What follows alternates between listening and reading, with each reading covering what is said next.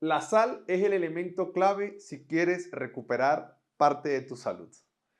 Y diferente a todo lo que seguramente te han dicho, la sal no es mala. O sea, la sal es un elemento esencial, la sal es clave, la sal se necesita para tener una vida saludable.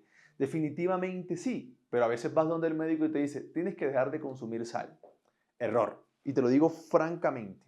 Incluso la única patología en donde nos dicen que debemos de bajar la sal, no quitarla, es la hipertensión. Desafortunadamente, los conceptos se han confundido. Pero hoy te quiero decir por qué en tu comida no debes de quitar la sal. La primera razón es porque es horrible. Una comida sin sal es horrible, horripilante. O sea, eso no sabe a nada. Cómete un arroz sin sal y te vas a dar cuenta. Deja una sopa sin sal y te vas a dar cuenta. O sea, la sal es un condimento que además de ser muy rico, es saludable, te brinda salud. Incluso yo siempre le digo a los pacientes que están en plan de sanación, tú necesitas dos cosas para cocinar, sal y ajo, punto. Sal y ajo y un poquito de aceite de oliva. Con estas tres cosas estás a punto de la sanación. Pero, ¿por qué ha venido la confusión con respecto a la sal? ¿Es un enemigo? Y yo siempre le digo, no, miren, la sal es un aliado para tu salud cardio, metabólica y hormonal. La sal de mesa es básicamente sodio y cloro, cloruro de sodio, ¿vale? Sodio y cloro. Doctor, ¿y la sal del Himalaya? Es sodio y cloro.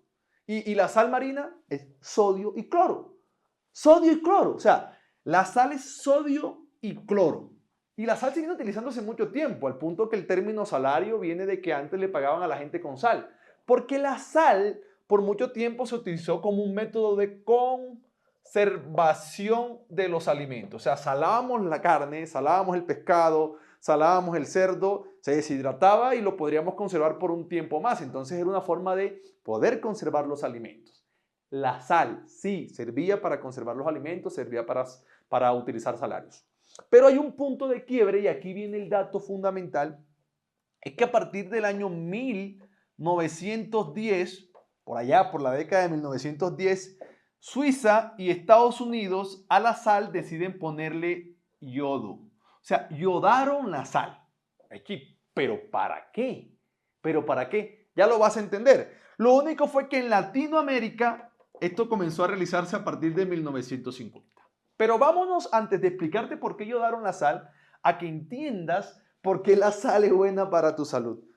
Lo primero es que el sodio es un electrolito, es un catión fundamental para el funcionamiento de todo tu organismo, pero especialmente para el funcionamiento del cerebro. ¿Sí? Cuando hay alteraciones del sodio, bajo o alto, el primer órgano que se ve afectado es el cerebro. Y no solamente para el cerebro, sistema nervioso periférico, para el músculo, para la célula, para la despolarización. Todos los movimientos que tú haces requieren algo que se conoce en medicina o en biofísica como potenciales de acción, que es que en la célula hay cambios de energía positivas y negativas y quienes intervienen aquí es el sodio. Para el funcionamiento del corazón, sodio. Para el hueso, sodio. Para todo el cuerpo se necesita sodio. Ahora, yo lo ingiero en otros alimentos, pero una fuente importante es el cloruro de sodio de la sal. O sea que el sodio por sí solo no es malo. Ya vas a entender la razón. Y el cloro es el coadyuvante del funcionamiento del sodio. ¿Qué quiero que tengas en cuenta?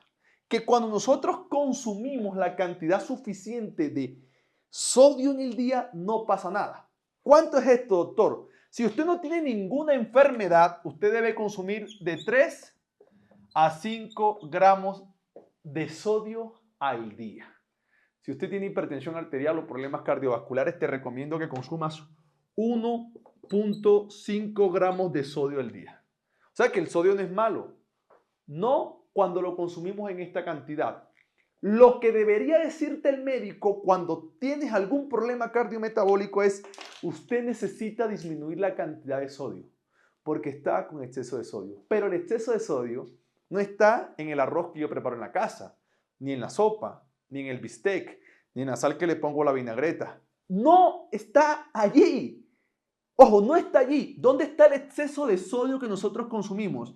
En los alimentos ultra procesados. Aquí está el problema. Revisa cuánto tiene un refresco, revisa cuánto tiene una papa de paquete, revisa cuánto tiene una galletita, que ya incluso en muchos países te le han tenido que poner exceso de sodio.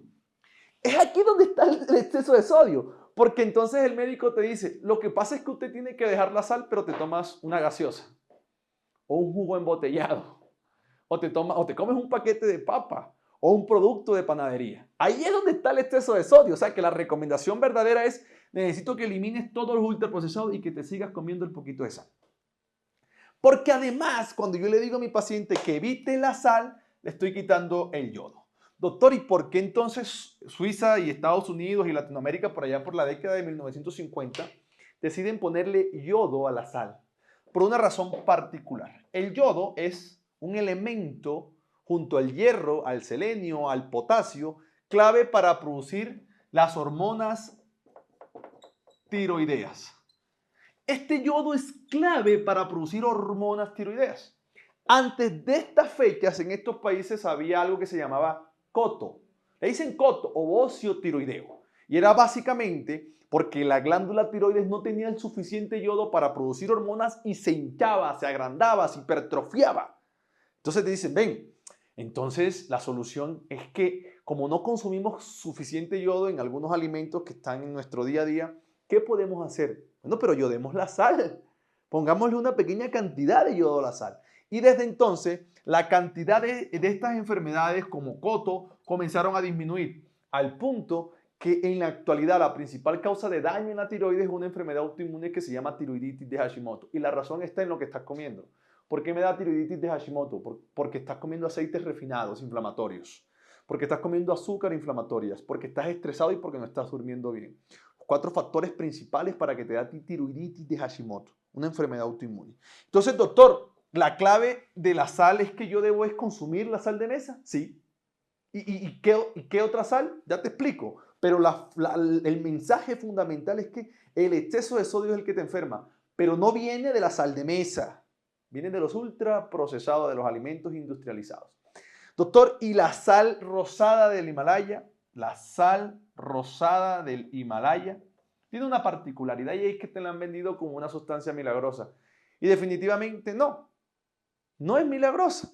¿Por qué? Porque la sal rosada del Himalaya tiene sodio y tiene cloro, igual que la sal de mesa, pero no tiene yodo.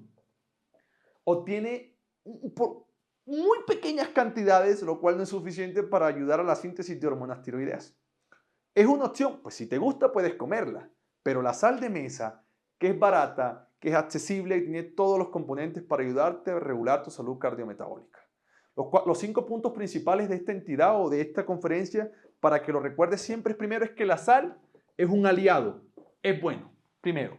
Segundo, está compuesta de sodio y cloro, 2 electrolitos fundamentales para poder tener salud. Tercero, tiene adicionado yodo, que es fundamental para la función de la tiroides. Cuarto, la sal rosada del Himalaya no es mejor que la sal de mesa y es más cara. Y quinto, no es la sal, es el exceso de sodio que está recibiendo en los ultraprocesados.